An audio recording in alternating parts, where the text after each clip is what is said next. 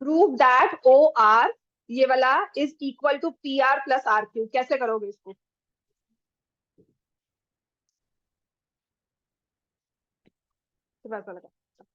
इसमें परेशान करना। हाँ जी, तो इधर आ जाओ ना, मुझे फोन में भी दिखा हुआ है सारा, मैंने टेस्ट किया था तुम्हें दिया हुआ है जो, ये वही पेपर है, यहाँ पर आ जाओ। नहीं, यहाँ आ जाओ। अच्छा,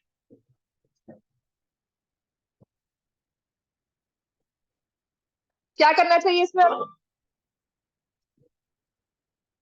ये ओपीआर क्या है? Angle, angle OPR is 90 degree.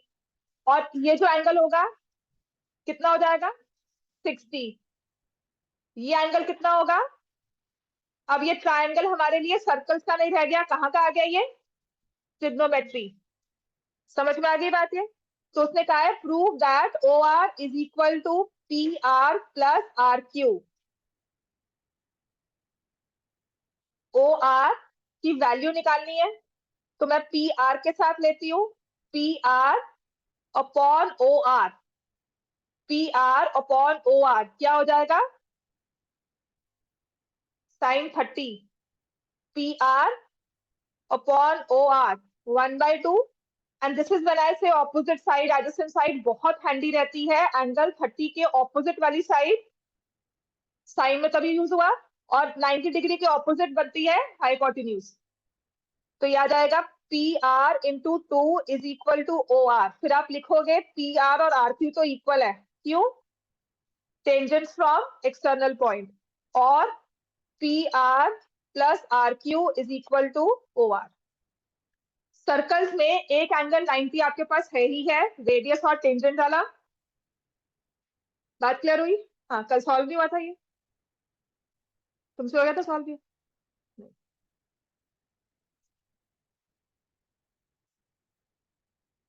Question number 2, 3, 4, fourth भी नहीं हुआ था। स्क्वायर रूट के अंदर रैशनलाइज करो। फर्स्ट क्वेश्चन हो गया सबका, लिख लिया?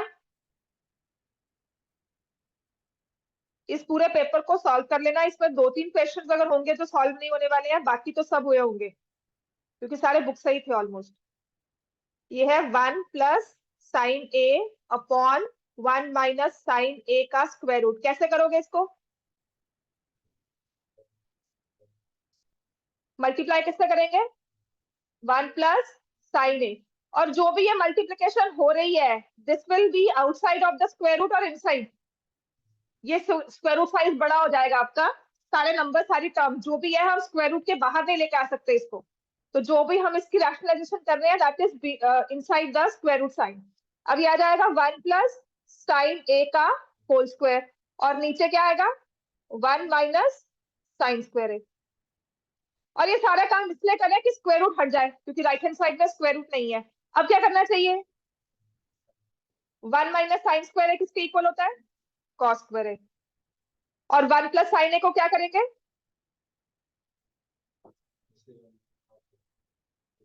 स्क्वायर रूट का स्क्वायर करना चाहिए इसको, टर्म्स ओपन करेंगे। करनी चाहिए हमें। किसमें समझदारी है? टर्म्स ओपन करने में कि ऐसे ही रखने में? ऐसे रखने में। क्यों? क्योंकि फिर ये स्क्वायर से, स्क्वायर रूट से बाहर आ जाएगा। क्या बन जाएगा?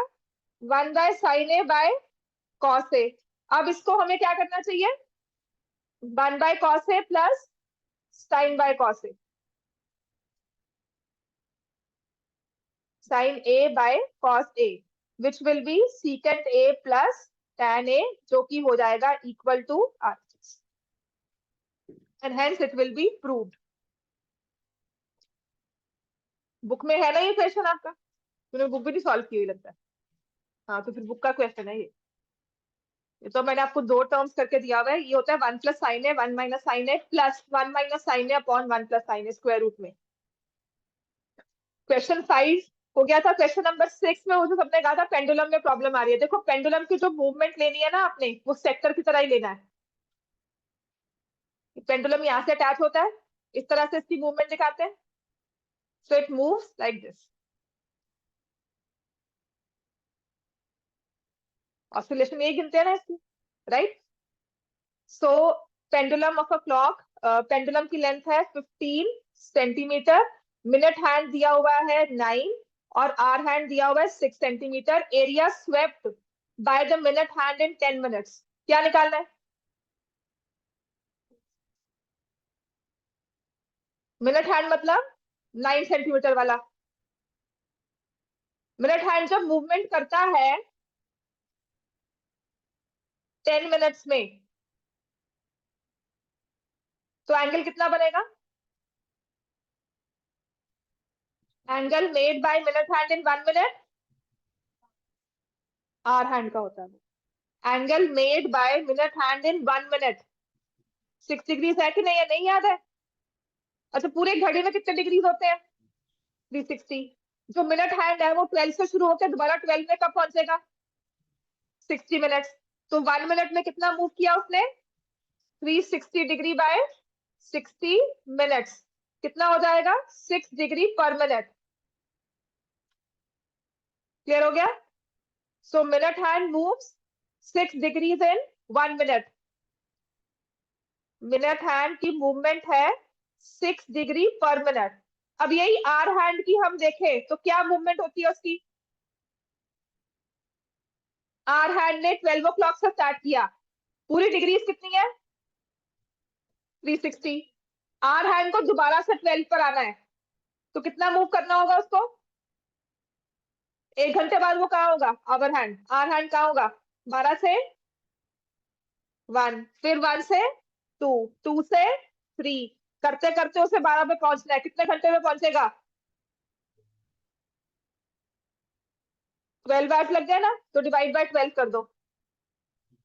360/12। तो ये 30 डिग्री एंगल कितने में बना है? 1 आवर। तो 30 degrees in 1 hour, 1 hour means 60 minutes. तो ये ½ डिग्री पर मिनट होता है। आर हैंड की movement is ½ degree per minute, minute hand की 6 डिग्रीज पर मिनट। और जो एक्चुअल क्लॉक होती है ना, जो एक्चुअल क्लॉक होती है उसमें आर और मिनट हैंड की आपस की मूवमेंट 5.5 डिग्रीज होती है। This is how we calculate कि आपकी क्लॉक सही है कि नहीं, उसकी मशीनरी सही बनी है कि नहीं बनी। समझ में आ गया? जहां पे आर हैंड और मिनट हैंड की स्पीड में एग्जैक्टली 5.5 डिग्रीज का फर्क होगा, दैट मीन्स वो एक्यूरेट क्लॉक होती है, बिल्कुल एक्यूरेट है। मतलब उसको एक्यूरेट इसलिए कहते हैं कि अगर आप उसने आपने आज 12 बजे टाइम सेट किया है उसका, 2 दिन बाद देखोगे, दूसरी घड़ी, 2 घड़ी को मैच करोगे। कभी कभी होता है ना कि 12 बजे सेट किया लेकिन अपनी डिजिटल वॉच के साथ सेट कर लो, और 2 दिन के बाद चेक करते हो उसमें 12:05 हुआ होता है, यहाँ पे 12 दिखा रहा है। होता है ना, उसको हम फास्ट क्लॉक, स्लो क्लॉक कहते हैं। Fast clock and slow clock वो सिर्फ स्पीड से डिटर्मिन होती है। So remember these two speeds, 6 degrees and 5.5। अब कहा जा रहा है, इसमें देखो 3 चीजें दी हुई है। एक तो आपको दिया हुआ है पेंडुलम, एक दी हुई है मिनट हैंड, और एक दिया हुआ है आर हैंड। अब बताओ, area swept by minute hand in 10 minutes,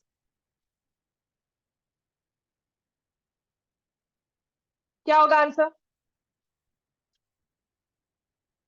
theta कितना है उसमें? 60 डिग्री। रेडियस कितनी है? कितनी रेडियस है? 9 सेंटीमीटर। तो एरिया के लिए हम क्या निकालेंगे? πr² theta by 360, pi 9 square theta 60/360।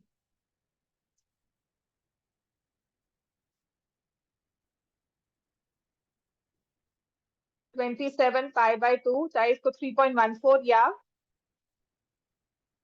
ये आंसर आया था।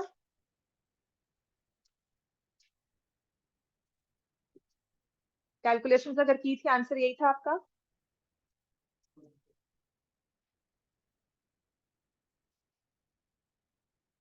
ठीक है, क्लियर हो गया इतना? क्वेश्चन नंबर 7 में कहा है, जैसे आपके वो कार वाले वाइपर्स नहीं दिए हुए, कार वाइपर्स दिए हुए ना जिनकी मूवमेंट में एंगल बनता है, ऐसे ही पेंडुलम वाला क्वेश्चन भी सेक्टर से ही रिलेटेड होगा। Pendulum covers a distance of 22 centimetre in the complete oscillation। ठीक है, तो क्या लिखेंगे इसको? 2 πr θ/360 डिग्री। कितना किया उसने डिस्टेंस कवर? 22 सेंटीमीटर। सो 2 × 22/7, रेडियस हमने रखनी है 15, थीटा बाय 360। सॉल्व कर सकते हो अब इसको?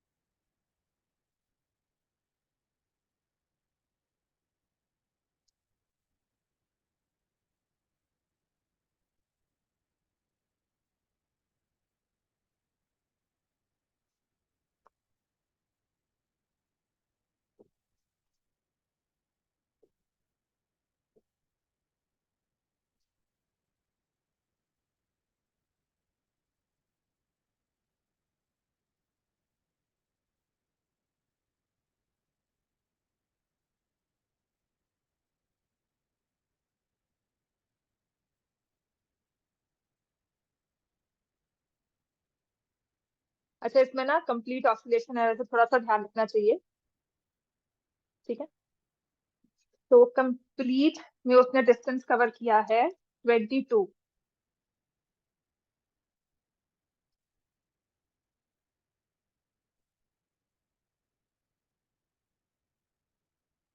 बात तो वही है वैसे। उसने 42 डिग्री एंगल निकाला है, हाफ ही होगा, और उसने कहा है कि जो लेंथ ऑफ आर्क है वो हाफ होगी। है ना, बात तो वही है।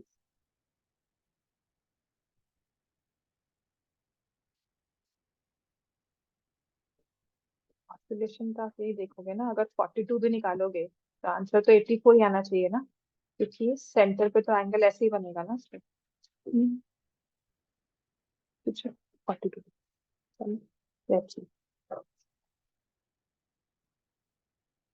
Area swept by hour hand in 1 hour.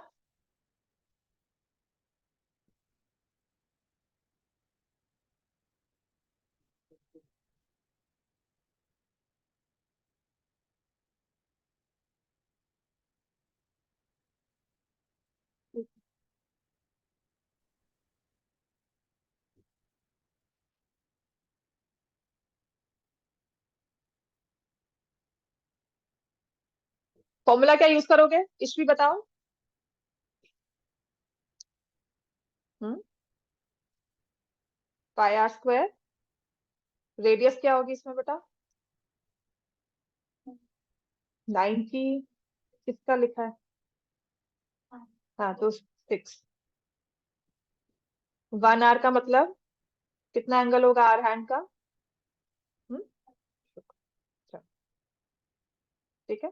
तो पाई की वैल्यू को 22/7 पुट करो, nothing is mention, you have to put 22/7 लिखा हुआ है। अगर स्पेसिफिकली क्वेश्चन में मेंशन ना किया हो, क्योंकि ना इंस्ट्रक्शंस में 5 इंस्ट्रक्शंस आती हैं, उसमें लिखा होता है use pi as 22/7 if nothing is mention, और यहाँ क्वेश्चन में कुछ मेंशन नहीं किया हुआ, तो आपने 22/7 ही लेना है उसको। ठीक है, 3.14 मत लेना, आंसर बिल्कुल गलत हो जाएगा, कोई मार्क्स नहीं देने वाला आपको, बिल्कुल मार्क्स कटेंगे उसके। Area swept by minute hand between 11 AM and 5 PM।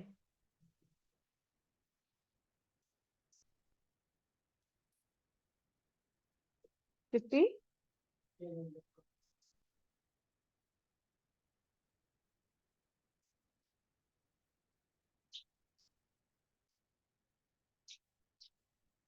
Minute hand कहाँ है?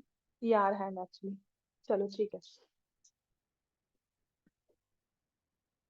11 AM टू 5 PM कितने मिनट्स हो गए? How many minutes are there? पहले तो कितने आवर्स हैं? 11 से 5, 6 आवर्स हो गए। और एक आवर में कितने मिनट्स होते हैं? 60। तो कितने मिनट्स हो गए? 360 मिनट्स, मतलब टोटल 360 मिनट्स आ गए। ठीक है, तो पाए रेडियस तो अपने पास है 6 का स्क्वायर, थीटा कितना हो जाएगा?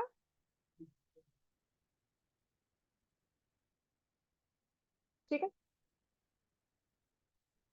तो 6 का cube into pi, 216 into 22/7। Clear होगी बात?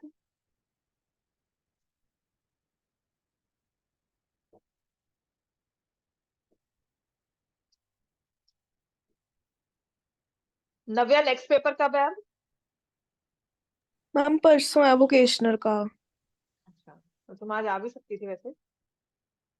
नहीं मैम आज पेपर था। आज तो पेपर था, अभी तो नहीं है ना, कल तो के छुट्टी है। Yes ma'am. चलो नेक्स्ट है, कल आओगी? Ma'am yes ma'am. There are two pizzas, both of equal diameter, namely 20 inches. First pizza marked 1, 6 equal slices में कट किया है, second को 8 equal slices में कट किया है.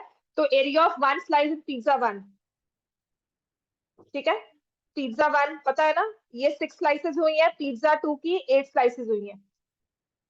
दोनों की डायमीटर जो है वो 12 इंचेस है. आप मुझे बताओ कि अगर 6 इक्वल स्लाइसेस में कट हुआ है तो वन स्लाइस का एरिया क्या लिखोगे आप?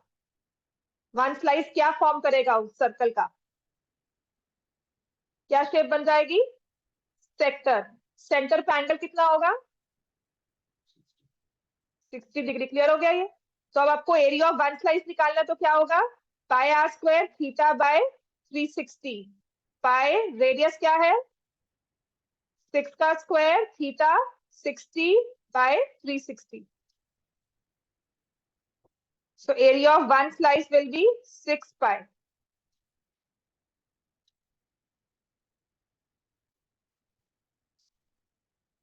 Perimeter of pizza slice in pizza 1.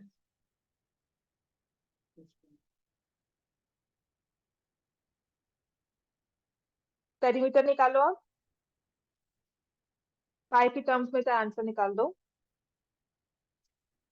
Centre पे एंगल बनता है 60 और ये 6 और ये 6. अब लेंथ ऑफ आर्क निकालो.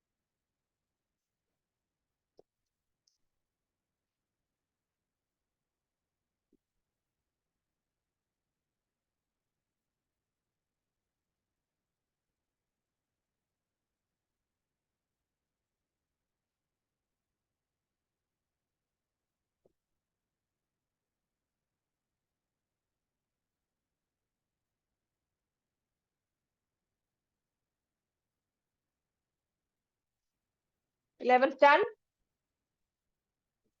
हो गया सबका. 2 by 12. 2 pi plus 12. Area of slice to area of remaining pizza क्या लिखोगे?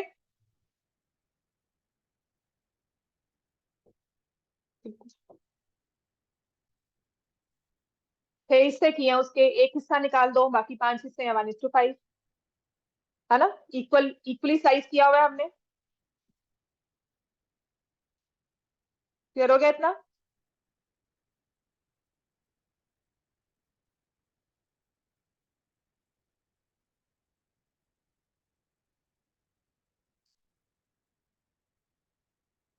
Area of each slice in pizza 1 to pizza 2 क्या लिखोगे? इसमें एक एंगल है 60 डिग्री, उसका एक एंगल कितना होगा? 45 डिग्री. बाकी तो रेडियस भी सेम है, ठीक है? Pi are square 60 by 360 2 pi are square 45 by 360. So you can see everything is same except the angle. So 60:45 की रेशियो हो जाएगी 4:3. अब क्वेश्चन नंबर 14 में ना फॉर्मूलाज लिख लेते हैं. Relation between area of sector, area of sector, length of arc and theta.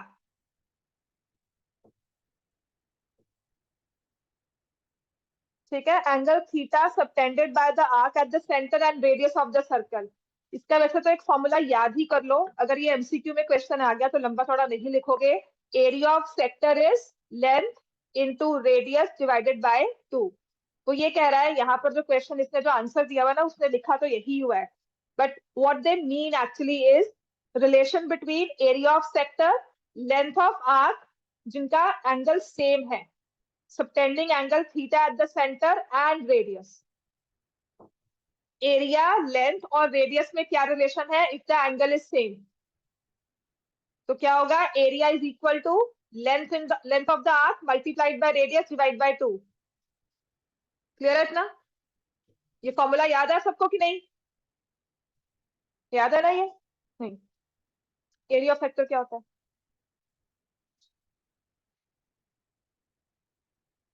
Length of arc क्या होता है? तुम घबराई क्यों इतना? क्या हो गया? अब देखो ना, तुम्हें एरिया लेंथ से बनाना है, ठीक है? देखो, एरिया के पास आर स्क्वायर है, इसके पास आर है, तो इसको रेडियस से मल्टीप्लाई कर दोगे, है ना? देख, पाई भी सेम है, इसमें 2 रेडियस है, इसमें 1 रेडियस है, तो मैंने 1 रेडियस से मल्टीप्लाई कर, थीटा सेम है, नीचे 360 भी सेम है, बस यहाँ पे 2 है, यहाँ पे 2 नहीं है, तो 2 से डिवाइड कर दिया। क्वेश्चन 15 तो सिंपल है, हो जाएगा। Question number 15, 2 right triangles are drawn, prove भी करना है, सिमिलर है, और हो जाएंगे तो, है ना? कौन सा एंगल कॉमन लोगे इनमें? Question number 16, difference of N integer and it's reciprocal is 143/12। क्या इक्वेशन क्या बनेगी इसमें? ईशवी बोल। इज इक्वल टू, हो गया था ये सॉल्व, है ना? क्वेश्चन नंबर 17, इसमें सिमिलैरिटी यूज करना है, ये और भी आसान है। डीपीटी करना है तो कंस्ट्रक्शन करनी पड़ती है। यहाँ पे डायगोनल्स है, लाइंस आपको पैरेलल दी हुई है ट्रेपीजियम में। अच्छा, क्वेश्चन नंबर 16 में इंटीजर है ना, नेगेटिव वैल्यू को डिस्कार्ड मत करना। नेचुरल नंबर नहीं दिया हुआ है, इंटीजर दिया हुआ है, तो नेगेटिव वैल्यू को डिस्कार्ड हमें नहीं करना है। So we have A B C D lines are parallel, the diagonals intersect at point O, वो भी बता दिया। वो कहते हैं सिमिलैरिटी यूज करो। बिल्कुल ठीक। आपने इन दोनों ट्राइंगल्स को सिमिलर प्रूव करना है, बहुत इजीली प्रूव हो जाएंगे। ये ऑल्टरनेट इंटीरियर, ये वर्टिकली ऑपोजिट, वरना इसको भी ऑल्टरनेट इंटीरियर ले लो, उसके बाद प्रूव कर दोगे। जहां बीपीटी आ जाएगी ना वहां मुश्किल होगा ये, क्योंकि वहां पे आपको पैरेलल लाइन ड्रॉ करनी पड़ती है। फिर आप क्या करते हो? एक ट्राइंगल एबीसी लेते हो और एक ट्राइंगल एबीडी लेते हो, जिसमें एक डायगोनल आए एडीसी और जिसमें दूसरा डायगोनल आए एबीडी, वही पैरेलल के साथ। समझ में आ गई बात? क्वेश्चन नंबर 18, मुझे इसका आंसर तो नहीं पता है, तुम्हारी बुक का ही क्वेश्चन है ना? क्या किया, क्या इसमें फॉर्मूला क्या लगाया? क्वेश्चन नंबर 18 पढ़ो। A solid consists of a cone which is placed on a hemisphere.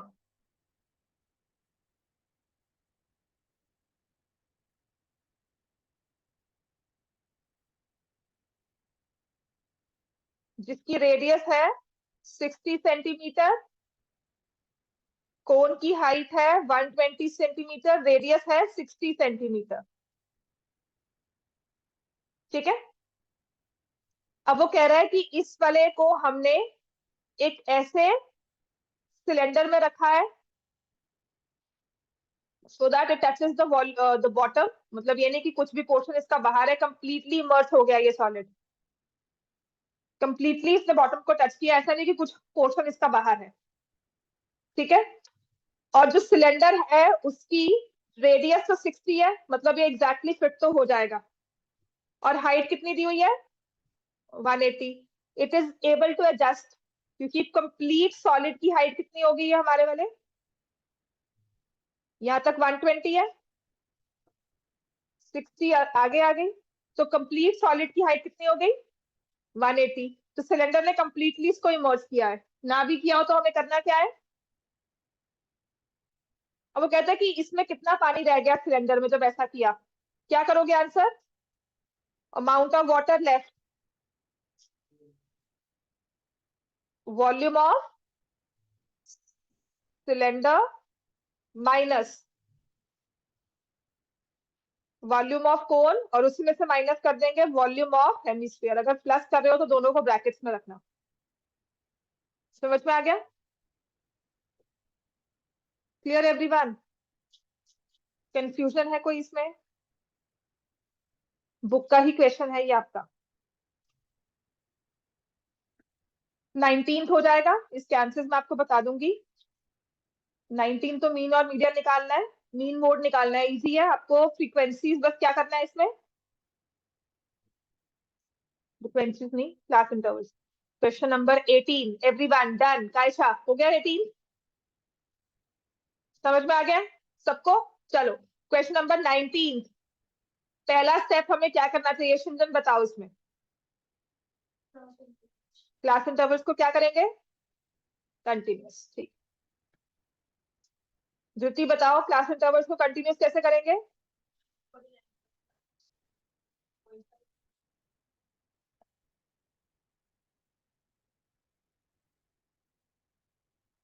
हाँ जी, इसमें कैसे किया ये कंटिन्यूस पता है? माइनस किसको किया है? हाँ, कायशा आता है ये करना कैसे? लोअर लिमिट में 0.5 माइनस करते हैं, अपर लिमिट में 0.5 प्लस करते हैं। कोई बताएगा ये 0.5 आता कहाँ से है? ये जो नंबर्स होते हैं ना, जो डिफरेंस है, ये दोनों आपस में सेम होने चाहिए। सेम नहीं है ना, इन दोनों को माइनस करो 1, उसको डिवाइड बाय 2 कर दो, उसे बोलते हैं एडजस्टमेंट फैक्टर। मैं इसलिए बता रही हूँ क्योंकि कभी कभी ये 2 भी दिया होता है एडजस्टमेंट फैक्टर। जैसे 52 लिखा है ना, तो नेक्स्ट नंबर 54 भी हो सकता है। तो हमेशा माइनस 0.5 प्लस 0.5 नहीं होगा, it could be any number. वो एडजस्टमेंट फैक्टर इन दोनों के वैल्यूज के हिसाब से निकलता है।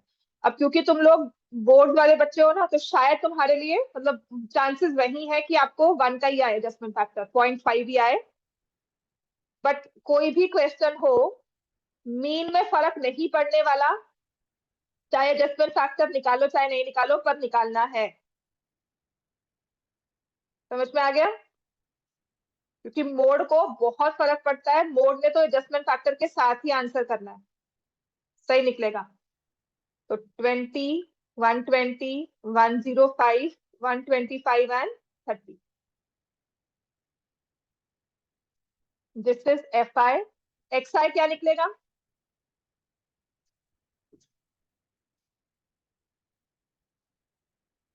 50 प्लस 52 कितना हुआ? 102 डिवाइडेड बाय 2, 51। नेक्स्ट क्या आएगा?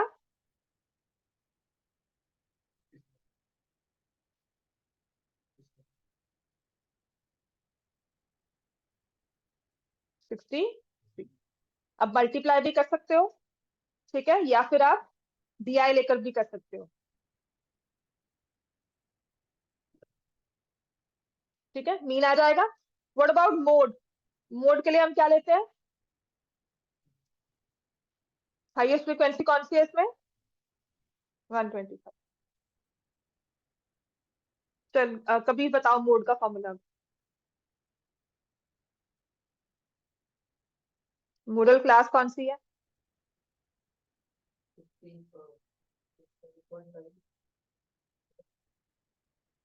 मोड होता है। ठीक है, अब मोड का फॉर्मूला बता क्या होता है।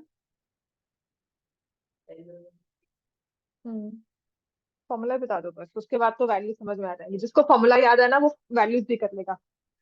हम्म हम्म हम्म हम्म, ठीक। चल अब आ जाओ, गौतम बताओगे एल क्या है?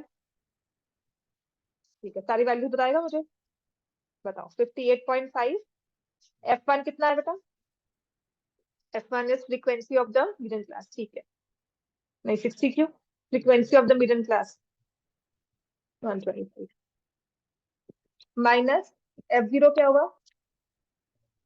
105। 2F1 कितना हुआ? कितना हो जाएगा?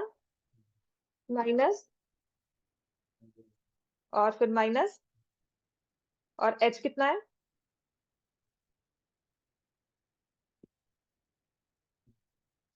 समझ में आ गया आपको?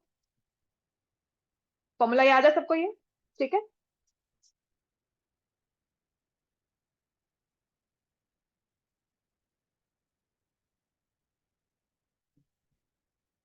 हम्म, 20 आवर।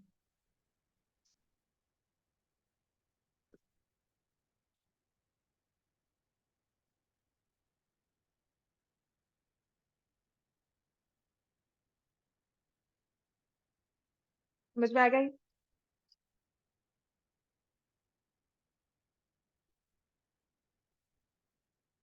चलो, अब मैंने आपको ना एक नई वर्कशीट भेजी है जो करनी है। ठीक है। अब इसके सारे क्वेश्चंस ना सच में आप लोग नहीं करने हैं, तो will see.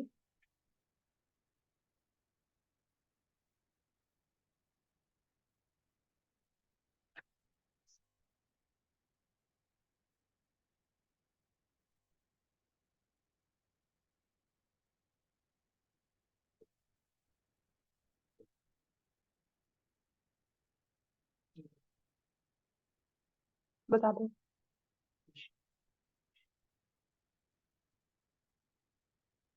Question 13 section A.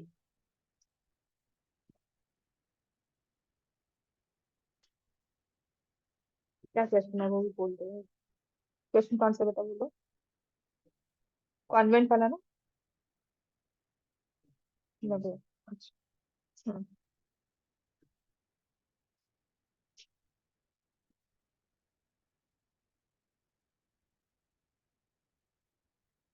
इसमें है if root N is a natural number, root n is natural number such that n is more than 1.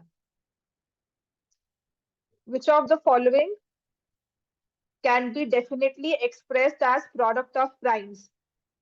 Root n, root n by 2। ये तीन दिए हुए हैं आपको। कहते हैं रूट n जो है ना वो नेचुरल नंबर है, n नहीं रूट n। तो इन तीनों में से किसको आप प्रोडक्ट ऑफ प्राइम्स पक्का से बता सकते हो कि प्रोडक्ट ऑफ प्राइम्स वो बन सकता है? n जो है वो 1 से बड़ा है। रूट एन का नेचुरल नंबर होने का मतलब क्या है? नेचुरल नंबर होते कौन से? 1 तो है नहीं ना, 1 को छोड़ दिया उसके अलावा, क्योंकि एन इज मोर देन 1 का है ना, तो 1 छूट गया हमारा। 1 से बड़े कौन से नंबर है? 2, बोलो, 3, 4, 5, 6, 7 सो ऑन। तो रूट एन किसके इक्वल हो सकता है? 2, 3, 4, 5, 6, 7 किसी के भी इक्वल हो सकता है। तो क्या अगर रूट एन जो है अगर वो 2 के इक्वल है तो क्या उसको आप प्रोडक्ट ऑफ प्राइम्स एक्सप्रेस कर सकते हो? क्या होगा? 2 इज इक्वल टू, फैक्टर्स करो उसके, क्या होते हैं? 2 वन जा, तो दो फैक्टर्स है, 2 इंटू 1 प्रोडक्ट ऑफ प्राइम्स हो गया ना।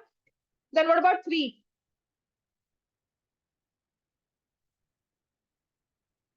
But 1 is not a prime number, तो प्रोडक्ट ऑफ प्राइम्स आप विल भी दिखा सकते हो ना उसको। What about 4? 2 स्क्वायर। ठीक है। What about 5?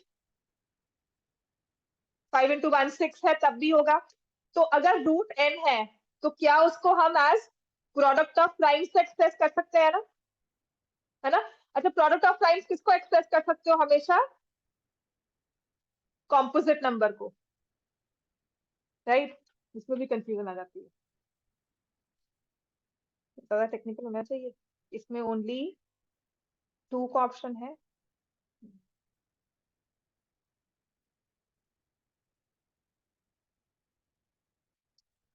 Only 2 composite.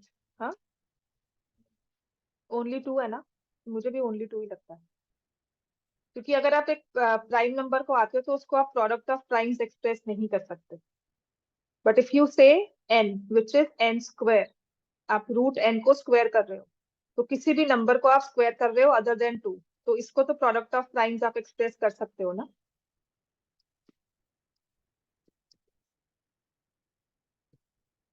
समझ में आया नहीं आया? ठीक है। अब देखो इसमें ना n जो है वो प्राइम भी हो सकता है। दो ही चीजें है ना, 1 को तो निकाल दिया, n could be prime, n could be composite. Root n की बात कर रहे हैं, ठीक है ना, क्योंकि n जो है वो 2, 3, 4, 5, 6, 7 कुछ भी आ सकता है, राइट, सो ऑन ये चलता रहे। तो अगर तो n प्राइम नंबर हुआ, तो प्राइम को तो आप कैसे प्रोडक्ट ऑफ प्राइम शो कर सकते हो? 2 into 2 थोड़ी, 2 into 1, 1 is not a prime number. एक कॉम्पोजिट नंबर को आप शो कर सकते हो एज प्रोडक्ट ऑफ प्राइम्स, ठीक है। तो जब रूट n है वो 2, 3, 4 के इक्वल है, मुझे पता है 2 के इक्वल होगा, तो मैं I can not express it as product of primes. अगर वो 4 है तो मैं कह सकती हूँ कि ये 2 into 2 है। अगर वो 6 है तो मैं कह सकती हूँ 2 into 3 है। समझ में आ गई बात? अब आते हैं, अगर मैं इसको स्क्वायर कर दूं n को, रूट n को स्क्वायर किया तो क्या हो जाएगा? n। तो सभी वैल्यूज को मैं स्क्वायर कर रही हूँ, 2 का स्क्वायर, 3 का स्क्वायर, 4 का स्क्वायर, और एक स्क्वायर नंबर को आप प्रोडक्ट ऑफ प्राइम्स एक्सप्रेस कर सकते हो ना। प्रोडक्ट ऑफ डिफरेंट प्राइम्स तो नहीं कहा ना, प्रोडक्ट ऑफ प्राइम्स का हुआ है, तो I can express it as product of primes. समझ में आ गया? तो only n can be expressed as product of primes. Clear हो गया? मेरे हिसाब से तो यही होगा, बट अगर रूट एन को आप प्रोडक्ट ऑफ टाइम्स को, अगर आप 3, 4 मतलब 3 और 7 ले रहे हो, तो I can not show it as 3 into 1, 1 is not a prime number. Answer भी होना चाहिए। चलो मैं खुद भी चेक कर लूंगी इसको। सी, इसमें और कोई डाउट है? वैसे सारा करवाएंगे, हाँ।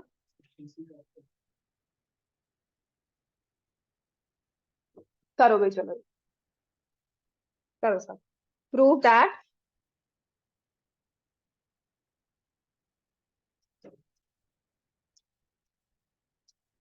cos raised to power 4 theta minus cos square theta upon sin cube theta minus sine theta is equal to sine theta. चलो करो प्रूफ। पहली बात तो, जो आपके प्रीवियस पेपर था ना, जो एमसीक्यू था, 1 + cos² कभी भी साइन के इक्वल नहीं होता कायशा।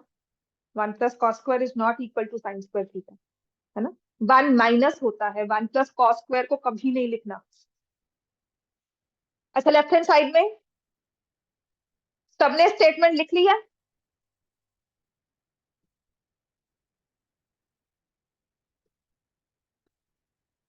अब तुम ही आओ, तुम्हें क्या लगता है पहला स्टेप क्या करेंगे इसमें हम?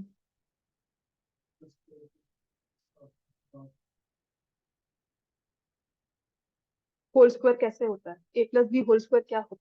पहले तो ये बताओ। होल स्क्वायर क्यों हो जाएगा? अगर स्क्वायर होना है, मान लो अगर ये तुम कह रहे हो, ठीक है, अब ऑन द इसको स्क्वायर कर, क्या होगा ये? तुम माइनस ले रहे हो, चलो माइनस ले लो, कर स्क्वायर इसको। क्या होता है स्क्वायर कभी भी? दो टर्म्स का 2a भी आना चाहिए ना, -2a भी, पहले तो वो, फिर यहाँ पे माइनस है, जब तुम इसको स्क्वायर करोगे तो प्लस हो जाएगा ये, है ना। फिर क्यों लगेगा स्क्वायर? हाँ जी, क्या करेंगे इसमें पहला टर्म? इसमें तू बता क्या करेंगे, क्या लगता है फर्स्ट स्टेप तुम्हें क्या करना चाहिए? बोलो बोलो, जो तुम बोल रही थी।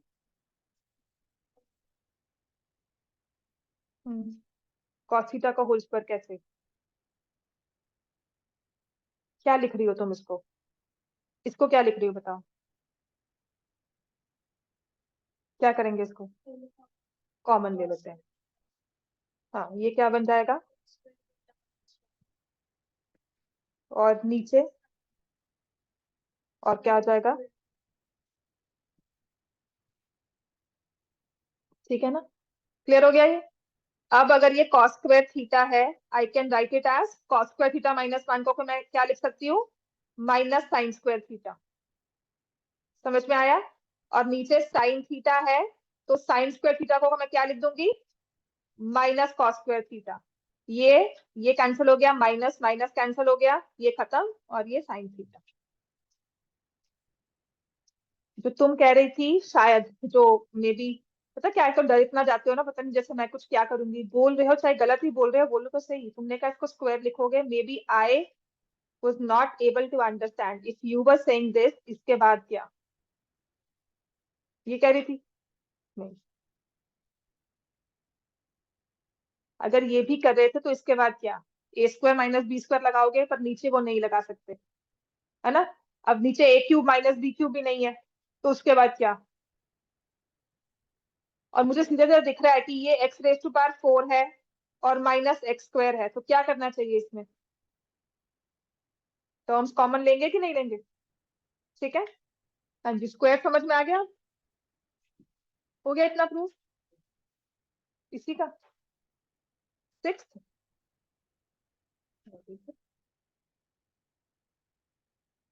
सेक्शन डी का, सेक्शन सी का 6. चलो लिखो ये.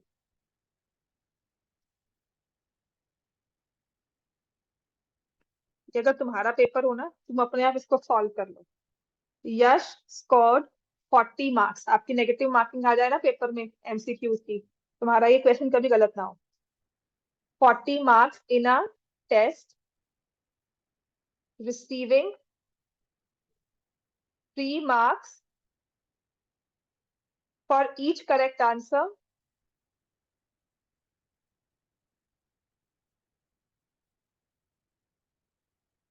and losing 1 mark for every wrong answer.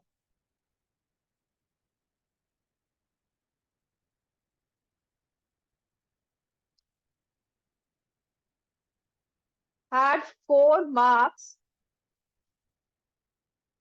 been awarded for each correct answer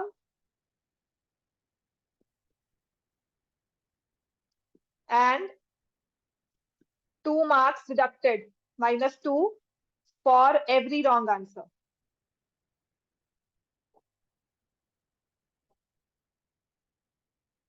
Yash would have scored 50 marks. उसको 50 marks मिल जाते पेपर में.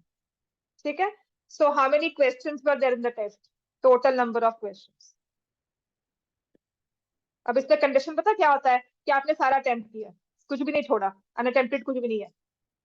और अगर इसको और डिफिकल्ट करना है तो अनअटेम्प्टेड के भी मार्क्स होते हैं. ठीक है. वो होते हैं आगे कॉम्पिटिशन में. अभी तुम ये चीज मानकर चलोगे कि सारे के सारे अटेम्प्ट किए हैं, वरना क्वेश्चन नहीं सॉल्व होगा. Number of question. ठीक है. हमने सारा का सारा अटेम्प्ट किया हुआ है इसमें पेपर में. तो जब आपने पूरे क्वेश्चन अटेम्प्ट किए हैं, तो या तो क्वेश्चन जैसे 20 मार्क्स का 20 एमसीक्यू होते हैं ना, मैं क्या कहती हूँ, मार्क कुछ भी मार्क कराओ, हद से हद गलत ही होगा, नेगेटिव मार्क्स तो नहीं मिल रहे. और अगर सही होगा तो +1 मिल जाएगा. हम ये टेक्निक करते हैं ना कि 20 मार्क्स है, कुछ भी मार्क कराओ जो भी लगता है, जब नहीं समझ में आ रहा. राइट. चांस होता है वो, क्योंकि नेगेटिव नहीं है. अगर मान लो आपने सारे अटेम्प्ट कर दिए 20 में से, तो उसमें से क्या होगा? कुछ सही कुछ गलत. कितने सही कितने गलत? How many are right how many are wrong? तो उसको हम क्या लेंगे? X and Y. समझ में आया? दो वेरिएबल्स बन गए कि दो चीजें हैं, क्वेश्चन अटेम्प्ट किया, या तो सही है या गलत है. ठीक है. तो let the number of correct answers be X, number of wrong answers be Y. अब बताओ, अगर सही है एक्स, तो इक्वेशन क्या बनेगी? पहले वाली. हाँ, रिसीविंग 3x. ठीक है. हाँ, 3x minus 1y is equal to, समझ में आ गया? गलती क्या होती है, यहाँ पे प्लस कर देते हो, लूजिंग लिखा हुआ है. गलत क्वेश्चन के भी +1 मिलने लग गया ना, कि मेहनत की है बेटा इस क्वेश्चन में, मार्क्स दे दो. कुछ तो मार्क किया हुआ है ना. गलत के हमेशा नेगेटिव मार्किंग होती है. तो अगर आपने y गलत किए हैं, जितनी नेगेटिव मार्किंग है इंटू 1 माइनस कर देंगे, आपके मार्क्स आ जाएंगे उसके हिसाब से. यही होता है. अब सेकंड इक्वेशन बता.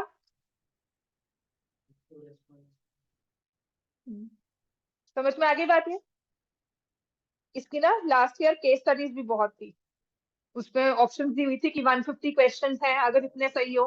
हाँ, बस इसका आंसर ना दोनों को सम करना है, x + y निकालना है, x और y नहीं निकालना. तो ये आ जाएगा 6x - 2y is equal to 80, 4x - 2y is equal to 50.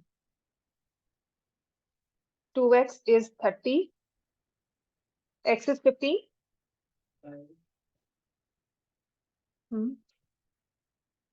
x is 15 और y क्या हो जाएगा 5। टोटल नंबर ऑफ क्वेश्चंस कितने हैं? इधर तो नहीं कुछ लगा ना, यहाँ पे बिल्कुल सही है सारे। हाँ बिल्कुल। Total number of questions are 20। आपको 20 मार्क्स, अगर आप 20 क्वेश्चंस लिखोगे तो मार्क्स मिलेंगे फुल। अगर मान लिया आपने एक्स और वाई निकाल दिया, एक नंबर 5 मार्क्स का क्वेश्चन है तो एक नंबर कट जाएगा, 3 नंबर है तो 2.5 नंबर कट, आधा नंबर कट जाएगा, 2.5 मिलेंगे बस। इतना क्लियर है सबको?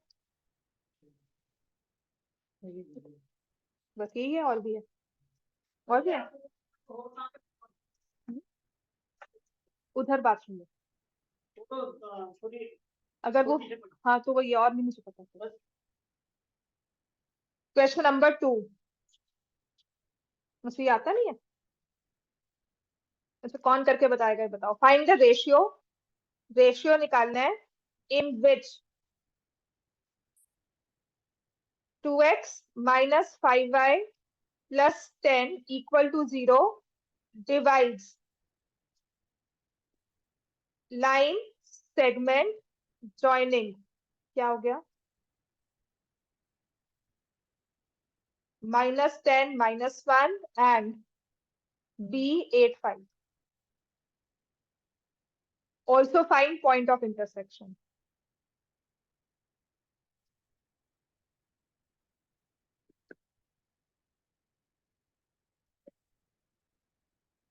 रेशियो फाइंड करनी है जिसमें ये लाइन डिवाइड करती है लाइन सेगमेंट को। क्या करते हैं इसमें, जब जब भी रेशियो फाइंड करनी है तो पहला स्टेप क्या होता है? Let the ratio B k:1। m:n भी लेते हैं, लेकिन काम को आसान करो, let the ratio B k:1। ठीक है, फिर एक लाइन सेगमेंट है, इसको कट करती हुई लाइन जा रही है।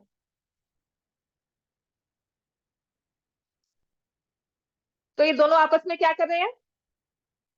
दोनों आपस में क्या कर रहे हैं? क्या बोलते हैं? These two are intersecting.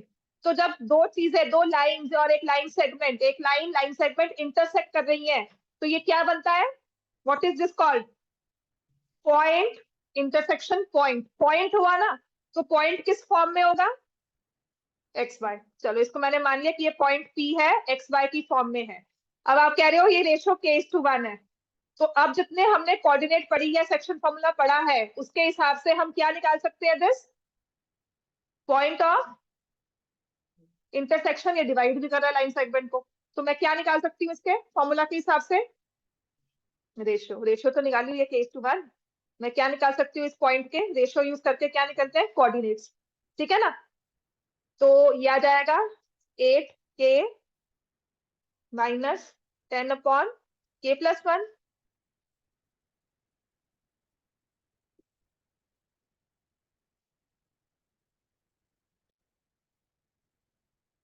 ये आया ना? ये तुम्हारे इस पॉइंट के अंदर ये आ गया, कोऑर्डिनेट्स k की टर्म्स में आ गए। अब तुम्हें कैसे यूज करना होगा इस पॉइंट को, बताओ। ये x और y तुम कह देते हैं, इसके x y कैसे निकालोगे? और ये जो लाइन है और ये लाइन सेगमेंट दोनों इंटरसेक्ट कर रहे हैं।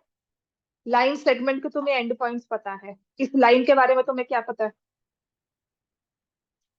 लाइन की उसकी आइडेंटिटी क्या है? उसकी इक्वेशन एक आइडेंटिटी है। लाइन सेगमेंट के एंड पॉइंट्स पता है, लाइन के बारे में क्या पता है? उसकी लाइन सेगमेंट।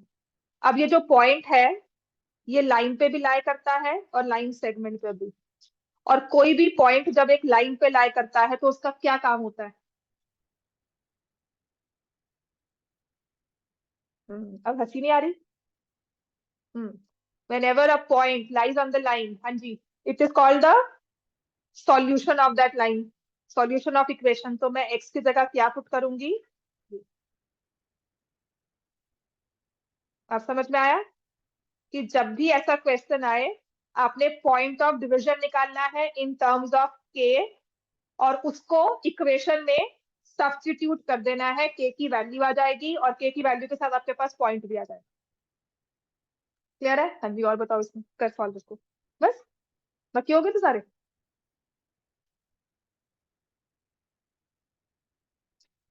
इसकी केस स्टडी तो इजी थी।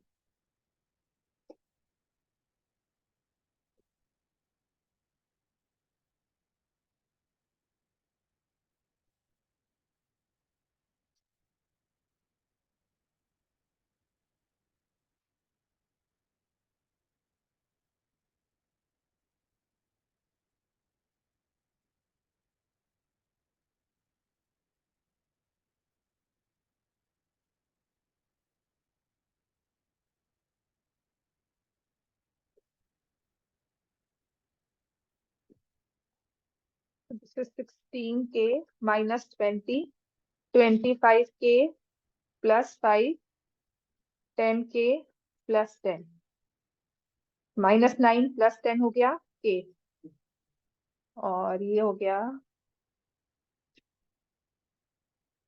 15, एक मिनट, ये +15 -5 इक्वल टू 0। K की वैल्यू 5 आई है, तो रेशियो क्या हो गई 5:1। और इस 5 को यूज करके या तो डायरेक्टली 5 पुट कर दो, आसानी है 5 पुट करना, तो ये हो जाएगा 40 - 10/6, और 25 - 1 24/6, 5 4। समझ में आ गया? ये सारे क्वेश्चंस कर लेना। ये पहले ना एग्जाम्पलर में ये आपके उसमें था, ऑप्शनल एक्सरसाइज में था क्वेश्चन, तो आसान होता था करना। अब क्योंकि ऑप्शनल ही उड़ा दी उन्होंने, तो ये क्वेश्चन भी उड़ गया। तो जब भी करते हो ना, ये मैंने एक्स्ट्राज आपको दिया था, पर अपने एक बुक में ही लिख लो ये क्वेश्चन। चलो,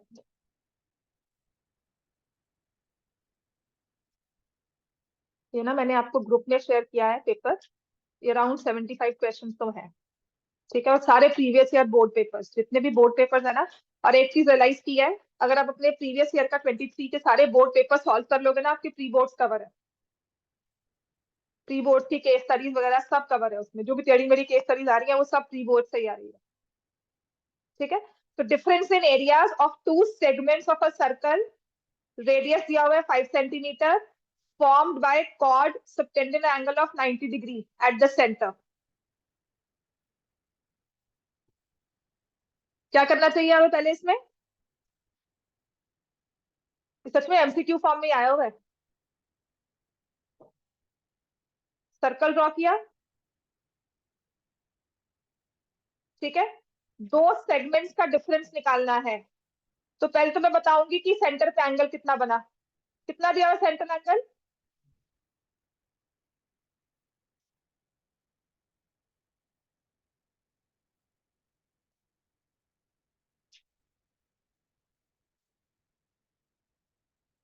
तो निकाल सकते हो सेगमेंट्स का डिफरेंस। तो मुझे क्या करना है इसमें? Major segment minus minus segment. बात समझ में आई है? ये है ये फुल लेंथ क्वेश्चन, पर ये हमें दिया हुआ है 1 मार्क।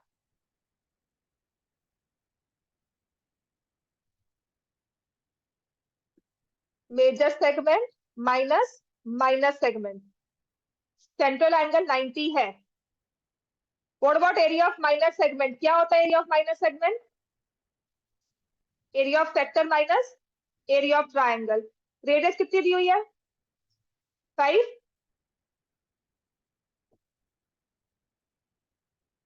सेक्टर का एरिया क्या होगा? पाई r² θ/360 minus area of triangle कितना होगा? हाफ r², कितना हो जाएगा? 25/2। ये तो माइनस सेगमेंट का एरिया है। मेजर का एरिया कैसे निकाले? सर्कल माइनस माइनस दिस, है ना? ये करना पड़ेगा कॉस। सर्कल का एरिया कितना है? 25 पाई। माइनस माइनस सेगमेंट का एरिया करना है, माइनस ये करोगे, है ना? तो 25 पाई माइनस 25 पाई/4 माइनस 25/2। अब यहाँ पे साइन चेंज किया, -25/4 प्लस 25/2। बात क्लियर हुई है? ये ज्यादा कैलकुलेशंस में नहीं जाना, अगर ये समझ में आ रहा है। हमने किया क्या है, बस इसमें थोड़ी टर्म्स का ही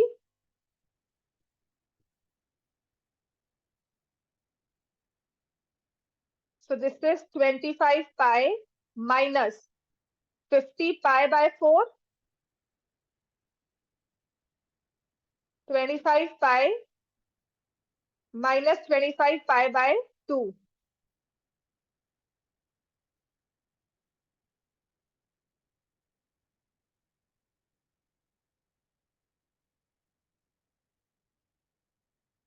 ये भी तो प्लस होगा, क्योंकि यहाँ पे भी माइनस कर रहे हैं ना, ये भी प्लस हो जाएगा, ये कैंसिल नहीं होगा, सारी टर्म्स ही प्लस करनी। समझ में आई बात? नहीं, जब आप मेजर का एरिया निकाल रहे हो, ठीक है, तो उसमें हमने क्या किया, 25 pi minus 25 pi by 4 minus 25 by 2, इसका भी तो साइन चेंज हुआ है ना। Circle minus minor is equal to major segment.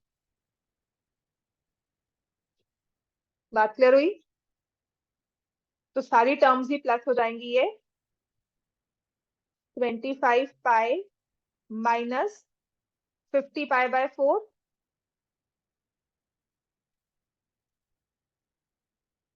Plus 50 by 2।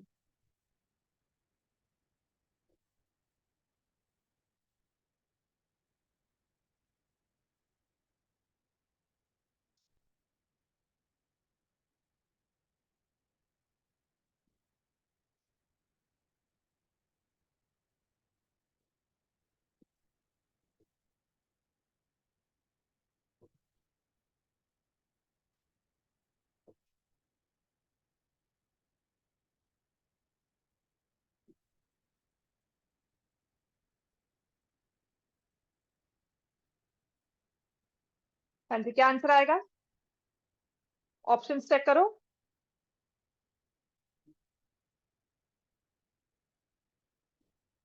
Twenty five pi by 2 plus 20, B part. Clear हो गया इतना? ठीक है, सेकंड पार्ट, बस 5 मिनट और, 2-3 क्वेश्चंस कर लो इसको।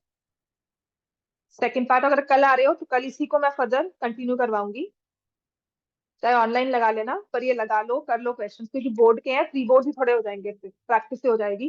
सारे प्री बोर्ड्स मैंने पिछले वाला सारा बोर्ड है सारा कवर किया ऑलमोस्ट, सिर्फ 1-2 क्वेश्चन रह गए होंगे, इवन जो कंपार्टमेंट आता है उसका भी कवर किया, ठीक है। और उसमें से भी केस स्टडीज या क्वेश्चन आए हुए हैं, एमसीक्यूज उसमें भी आपको पेपर्स में आए हुए हैं अब तक। Solve the pair of equations by elimination, ये तो कर सकते हो, चलो करो फटाफट से। क्वेश्चन नंबर 2 और क्वेश्चन नंबर 3, उसके बाद छुट्टी है, जाओ। हो भी गया?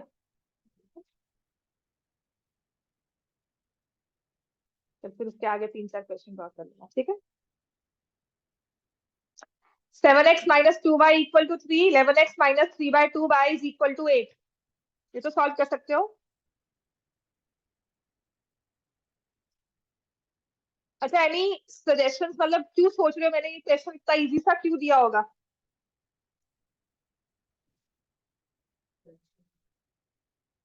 क्योंकि इसमें कोएफिशिएंट एक वो फ्रैक्शन में है और उससे में गलती करोगे, तो इस चीज को क्या करेंगे हम, मल्टीप्लाई बाय 2 करके, मुझे क्या करना है इसमें, इंटीजर में लेकर आना है इसको। अब इसको सॉल्व कर लो, I can multiply this with 3 and this with 2, 44x minus 6y equal to 32, और यहां से मैं लिख दूंगी 21x minus 6y is equal to 9।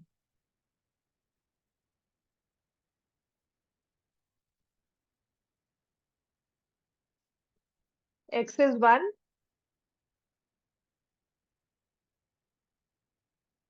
y किसके इक्वल आ गया, ठीक है। ये बोर्ड में आया हुआ क्वेश्चन है, तो अगर बोर्ड में दिया हुआ है ना, उनकी भी सोच यही होता है कि यहाँ पर ना थोड़े बहुत बच्चे हैं जो यहाँ पर गलती करेंगे ही करेंगे। समझ में आ गया? तो आपको देखना है आप उन थोड़े बच्चों में हो या नहीं हो, हाउ मेनी परसेंट, मतलब हम मान के चलते हैं कि 10% है या 5% है जो इसमें गलती करेंगे 3/2, सो आर यू इन दैट 5% और नॉट? बात समझ में आई? जैसे आप पहले वाला क्वेश्चन था, उसमें गलती क्या होनी थी, आपने जो माइनस साइन चेंज किया वो नहीं किया, या उन सब चीजों को आपने हटा दिया, तो कितने % जो उस गलतियों में आएंगे।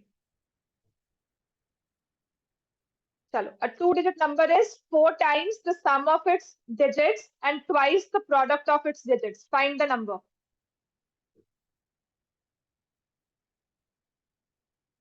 A two-digit number. तो पहले हमें क्या सपोज करना है उसके digits at tens place, at units place. Tens वाले को क्या मान लोगे, लिखो, सॉल्व हो गया y। अच्छा, और यूनिट्स को क्या मान लेंगे x। चलो ठीक है, नंबर क्या बन गया,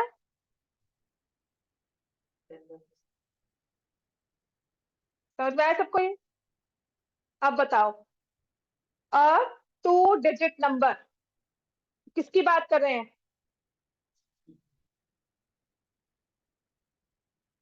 टू डिजिट नंबर किसकी बात कर रहे हैं हम, 10y प्लस x, किसके इक्वल है, 4 times sum of digits x plus y and twice the product of digits, है ना। So 10y plus x is also equal to 2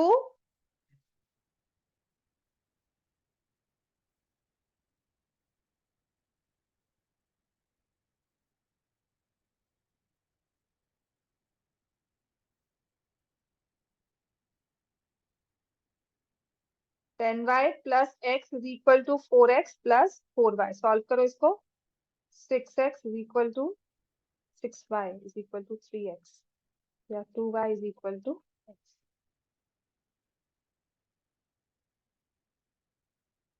यहाँ लिख दिया 12y x into x। नहीं,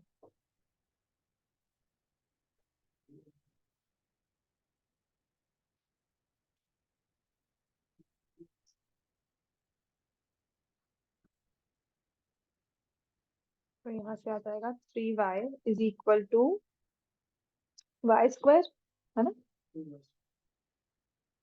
3y is equal to y square minus 3y equal to 0। y common ले लिया, समझ में आई है कैलकुलेशन सबको, चिल्ड्रन समझ में आया।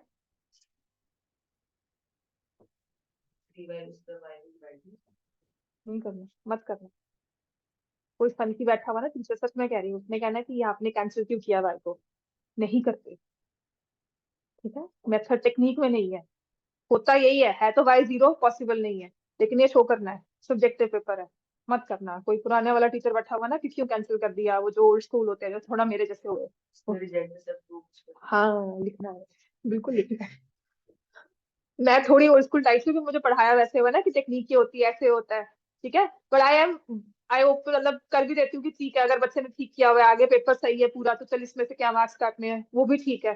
बट सीरियस सीधे रहा टीचर्स जिनको सच में लगता है कि जेब से पैसे जा रहे हैं, मार्क्स देने का मतलब है, समझ में आई बात, और वो नंबर काट भी लेंगे, बाद में झगड़ते रहो जितना मर्जी, बाद में आप अपना पीडीएफ भी ले सकते हो, you can actually call for the PDF of your paper also, आप वो भी मंगवा सकते हो, पता लग जाएगा कहाँ मार्क्स मिले हैं, कहाँ कटे हैं, कहाँ नहीं कटे हैं, वो भी करवा सकते हो। पर उसके लिए कितना प्रोसेस आगे तक जाने को तैयार हो, कितना सिर सिर खपाने को तैयार हो, वो डिपेंड करता है आप पे, ठीक है। तो y 0 रिजेक्ट हो गया, y इक्वल टू 3, तो अब x की वैल्यू क्या आ गई 6, नंबर क्या बन जाएगा, यूनिट प्लेस पे क्या लिया था 36, ठीक है। चलो जाओ, कल ना आपका जल्दी का टाइम ही रखूंगी, तो कितने बजे आना है कल, साइंस क्लास है मॉर्निंग में।